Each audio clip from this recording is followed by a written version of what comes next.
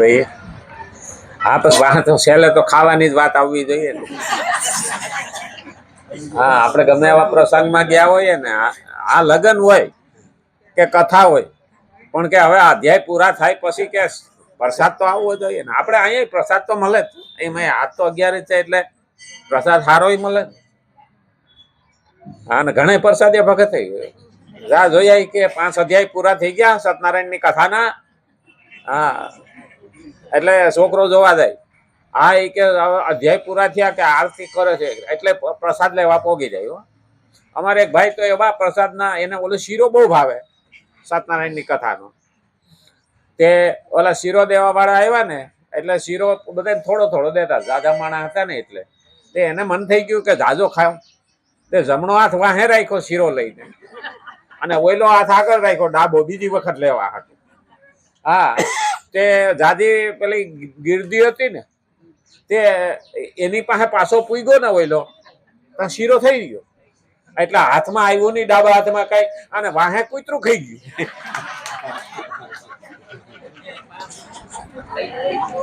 બે બાજુ થઈ રહ્યો.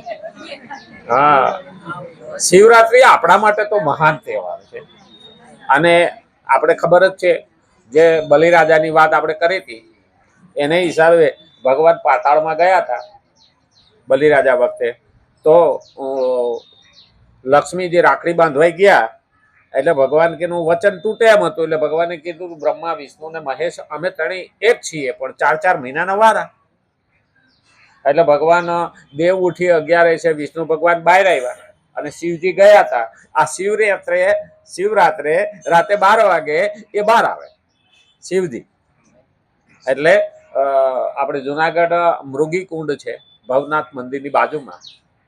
ત્યાં પેલા શિવ જયારે બહાર આવે ત્યારે મૃગી કુંડમાં નાય તે પછી નાગા બાવા નાય.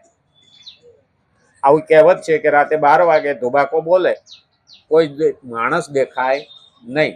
એક કુંડને ફરતે દિવાલ બનાવેલી છે અને ત્યાં સુધી એનો દરવાજો ખુલે નહીં. મૃગી કુંડ લગભગ જુનાગઢ ગયા છે એને જોયો હોય છે. તો આટલો ત્યાં પ્રભાવ છે.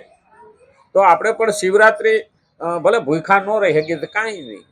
હા શીરો બીરો ખાવા હા તેથી હાકરીએ ખાવાના. પણ મને હાડું સમજાતું નથી મેં આખું શિવપુરાણ વાંચી નાખ્યું ક્યાંય ભાંગ આવી નહીં છે ક્યાંય ના. પણ આડે ગાવા વાળા ગાય હો ભાંગ વાવી ભોળાનાથે નીંદે છે ગણેશ પાણી વારે પાર્વતી ને છૂટા મેલા કેસ. હારો એક તો વિશ્વાસ આપણને તો એવું તો થાય તો આવા લાંબા વાળ હોય ને તો બેનો કામ કરે તો આંબોળો વારે તો પાર્વતીજી શું કામ છૂટા કેસ મેલે પાણી વારવામાં તો વાંકા વળે તો એ ગારામાં લપેટાઈ જાય કે ન લપેટાઈ જાય. હું કા લખવા વાળા એ કહું કે આ ખાલી પ્રાસ મેળવ્યો છે પણ મને એવું ક્યાંય લાગ્યું ને ભોળાનાથ ભાંગ નથી આવતા.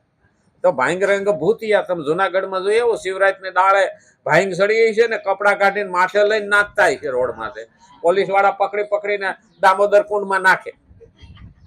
2 રીતે ભાંગ ઉતરે એક ખાટી છાશ પાવ અને એક પાણીમાં નાખો એ વિના ભાંગ ઉતરતી નથી. એટલે એ પણ આપણે જોવું જોઈએ કે ખરેખર તે દિવસે નશો ના કરાય. આપણને એવું લાગે મનમાં શંકા હોય તો 1 ચમચી પ્રસાદ લઈ લેવાનો પણ માણસ 2 ગ્લાસ પી જાય ને પછી એને ચડે અને એ ગાંડો થાય ઘરવાળા દોડા દોડી થઈ પડે. હા અમારે એક ભાઈ ને ભાંગ વધારે પી લીધી હતી ચકુડિયા મહાદેવ તે રાતે ચડી એટલે કોઈ ડોક્ટરને બોલાવીને કીધું હોય છે કે આને ભાંગ ચડી છે. તે ડોક્ટરને એવું કે આ બોલ કરે તો ડોક્ટરને એને ખબર નહીં કે ભાંગમાં શું કરવું તો એની ઘેનનું ઇન્જેક્શન માર્યું. હવે ડબલ પાવર થઈ તે હવે તો એ બકબક કરતો હતો પછી નાસવાઈ માંડ્યો. ઓલા ડોક્ટર ને પૂછ્યું સાહેબ ઇન્જેક્શન દીધા પછી આ તો નાચે છે કે તો હવે મારા કઈ ન થાય. તો પછી મને ગોતતા રાતે આવ્યા મને કે આવું થયું છે. હું કહું હવે એને છાશ પાવ મને અત્યારે ક્યાં છાશ લેવા જાય ડેરી વાળાની અત્યારે ડેરી બંધ હોય ડેરી વાળાને ઉઠાડો. અને એ સમયે આપણે અહીંયા આ વચ્ચે રસ્તો છે ને ત્યાં હસમુખભાઈ ડેરી હતી નાનકડી. એને ઉઠાડ્યા અને ત્યાંથી કે છાશ નથી હું દહીં લાવો. અને એ દહીંની છાશ બનાવીને એને 2 લીટર પાય અને હૂતો 2 દાડા સુધી ઉઠો નહીં. અને ઉઠા પર ડાયો થઈ ગયો. હા, જો અંદર ધતુરા બી નાખીને કોઈ ભાંગ બનાવી હોય ને તો ગાંડો થઈ જાય, પછી છટકી ગયા પછી પાછું ઠેકાણે આવતું નથી. એટલે કઈ પણ ભાંગ પ્રસાદી તરીકે ભલે આપણને શંકા રહેતી હોય તો આપણે એવું કહીએ, પણ ના. એટલે જુનાગઢમાં આ શિવરાત્રીના દિવસે ભલે બધે ભાંગ મળતી હોય, થોડા જાદી એને છૂટ હોય, પણ હકીકતમાં તો આ બધા શું કહે છે કે ઝેર વિના લહેર નહીં. તો ઝેર શું આપણે આખી જિંદગી નથી પીધું? કાંઈક મેણા ટોળા ખાઈને મને તેમ લાગે ને કે દેવો મહાદેવ તો આપણે બધા જ છીએ. કરી લ્યો હિસાબ, આપણે 60 વર્ષ સુધી પૂગ્યા છીએ. લોકોના મેણા ટોણા આ ઝેર જ છે. અને આ ઝેરના ઘૂંટડા ભરી ભરીને આવ્યા અને પછી તો શું છે, આપણે શીખી ગયા હોઈએ. બહાર કાઢશું તો ઝઘડો થાય, અંદર રાખ્યું તો આપણે બેચેન થાવું, એટલે ગળામાં રાખી મેલવાનું નીલકંઠ. આમે થાય કે ન થાય? કારણ કે ભોળાનાથ ઝેર ગળામાં રાખે એનો મતલબ શું છે? ઠીક છે, ગણપતિ એવું કે છે પેટમાં રાખો, પેટ મોટું થાય. હા, એટલે ગળામાં રાખવાનું નીલકંઠ. આપણે બધા જાણતા હોય, આપણે બધા વિચારતા હોય કે પણ આમ બોલવાથી ઝઘડો થશે. ઘરની અંદર ઘણા ડખા થતા હોય, પણ માણસ આને ન કહી શકે ને આને ન કહી શકે, નહીં કહેતા ધર્મ સંકટ. અને એટલે જ નીલકંઠ આપણે મહાદેવને પૂજીએ છીએ. અને મહાદેવ બહાર આવે એટલે ધરતીમાંથી બહાર આવ્યા ભગવાન પાતાળમાંથી. તો આપણે શિયાળામાં ભગવાન પાતાળમાં હતા ભોળાનાથ. એનો તાપ કોઈ સહન કરી શકે નહીં. એટલે શિયાળામાં પાણી ગરમ આવે જમીનમાં. હા, અને હવે ઉપર આવશે એટલે ઉનાળો આવશે, તો ઉનાળામાં તો પાણી ગરમ હોવું જોઈએ ને, એને બદલે ઉનાળામાં ધરતીમાંથી પાણી ઠંડુ આવશે. એનો મતલબ ભોળાનાથનો તાપ હતો, અને ભોળાનાથ તો કૈલાસમાં રહીએ. કારણ કે ઝેર પીવા વાળાએ હંમેશા બરફ જેવું મગજ રાખવું પડે, એટલે બરફમાં રહે. અને ભગવાનને હિમાલય એટલે ઘર જમાઈ જ કહેવાય. હા, ઘર જમાઈ છે. આપણે રામાયણમાં નહીં આવતી? હા, પાર્વતી અને શિવનો સંવાદ છે. હા, શંકર કે છે હે પાર્વતી, પણ પાર્વતી હતા ને ત્યાં સાંભળે છો. આમ જોવા જાવ ને તો શંકરનું પાર્વતી ત્યારે સાંભળે. શંકર કે છે હે પાર્વતી, રામાયણની અંદર આ બેનો સંવાદ આવે છે. હકીકતમાં ઘરમાં બે પતિ પત્ની પતિનું સાંભળતા નથી હોતું. હા, વિચાર કરો તો કે કેમ? તો કે જ્યારે દક્ષને ત્યાં પાર્વતી જન્મા આ સતી તરીકે, અને ત્યારે પતિનું સાંભળ્યું નથી. ભોળાનાથે કહ્યું તું તમે ત્યાં જશો નહીં, તો પણ પાર્વતી ગયા. તો એનું પરિણામ શું આવ્યું?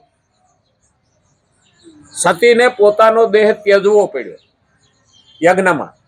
તો એ જ પાર્વતી હતા. તો જ્યારે પતિનું કહેવું ન માન્યું, હકીકતમાં બહેનોએ લગ્ન થયા પછી પતિની ના હોય તો માવતર પણ જવાય નહીં, આ શિવ પુરાણ કહેવા માંગે. બાકી માવતરને ત્યાં જવામાં આમંત્રણની જરૂર હોતી નથી. પણ બહેનોને આટલી ત્યાં શિખામણ આપી છે શિવ પુરાણ કે સતીનો, કારણ કે પતિનું ત્યારે સાંભળ્યું નહીં. હકીકતમાં બધું પતિનું ન સાંભળવાનું. હા, નહીતર તો પછી આ અટાણે તો એવું જ થઈ ગયું છે ને. પહેલે વર્ષે હા, પત્ની પરણીને આવે ને એટલે પતિ બોલે અને પત્ની સાંભળે, પછી પત્ની બોલે અને પતિ સાંભળે બીજે વર્ષે. હો, હા, આ ઘરમાં આ નથી, તે નથી, ફલાણું નથી, એ બોલ્યા કરે, ઓલો સાંભળ્યા કરે. અને 2 વર્ષ પછી બે બોલે ને પાડોશી સાંભળે. લાગી ગઈ. એટલે પહેલું યાદ રાખવાનું કે પતિના પણ શબ્દો યોગ્ય હોય તો સાંભળવા, પત્નીના પણ શબ્દો યોગ્ય હોય તો સાંભળવા. અહીંયા સંવાદ હોવો જોઈએ. એ આપણને શિવ પુરાણની અંદર બતાવે છે. ભગવાન કૈલાસ ઉપર બેઠા છે અને કૈલાસની પુત્રી હિમાલયની દીકરી પાર્વતી ભગવાન શિવ સાથે લગ્ન કરે છે. આમ જોવા જાવ ને તો આપણા 2 મોટા દેવ છે ને એ ઘર જમાઈ છે. હા, લક્ષ્મી સાગરમાંથી ઉત્પન્ન થયા ને, સાગર મંથન માંથી ઉત્પન્ન થયા તો અટાણે ભગવાન પણ સાગરમાં શેષનાગ ઉપર સૂતા. એટલે ઘર જમાઈ થયા કે ન થયા. અને હિમાલયની દીકરી પાર્વતી, તો ભગવાન હિમાલયમાં જ છે ને, કૈલાસ માનસરોવર, કૈલાસ પર્વત ઉપર. અરે ખરેખર આમ જોવા જાય ને, પણ આ ટાઈમ થઈ ગયો ને. હવે જો હું આપણે પાસે થોડી થોડી વાતો બે દાડા આવશે જ ને. હા, હજી આવતીકાલ બાકી. રામચંદ્ર ભગવાન કી, કૃષ્ણ કનૈયા લાલ કી, ગજાનંદ ગણપતિ ભગવાન કી, નમઃ પતિ. હર હર મહાદેવ.